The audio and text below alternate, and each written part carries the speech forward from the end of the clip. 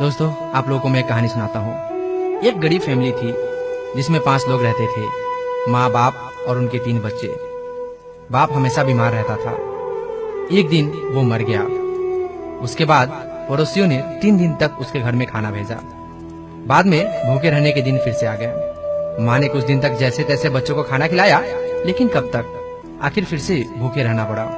भूखे रह रहकर 8 साल का बेटा बीमार हो गया और बिस्तर पकड़ लिया। एक दिन 5 साल की बच्ची ने माँ के कान में पूछा, माँ, भाई कब मरेगा? माँ ने झट से पूछा, ऐसा क्यों पूछ रही हो?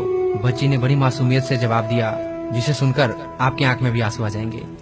बच्ची का जवाब था, माँ, पापा मरे थे तो पड़ोसी ने खाना दिया था, अब भाई मरेगा तभी तो पड़ोसी खाना देंगे ना। दोस्तों, खाने में गरीब का भी हक होता है। हम लोग बारात में जाते हैं, पार्टी पे जाते हैं, अपने घर में भी काफी खाना बर्बाद कर देते हैं।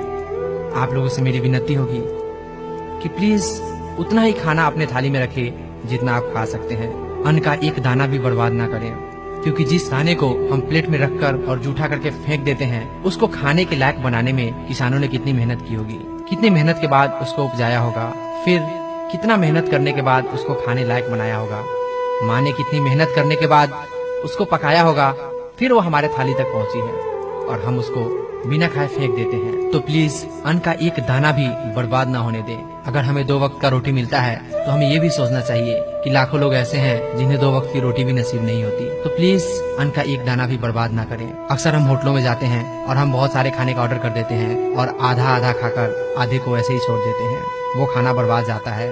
पैसे हमारे हैं, हम खाने को खरीद सकते हैं, लेकिन उसको बर्बाद करने का हक हमारा नहीं है। हम उसे बर्बाद नहीं कर सकते हैं। इसलिए प्लीज होटलों में या भोज में उतना ही ऑर्डर करें जितना आप खा सकते हैं। अपने घर में भी अपनी थाली में उतना ही खाना रखवाएं जितना आप खा सकते हैं। Share chat.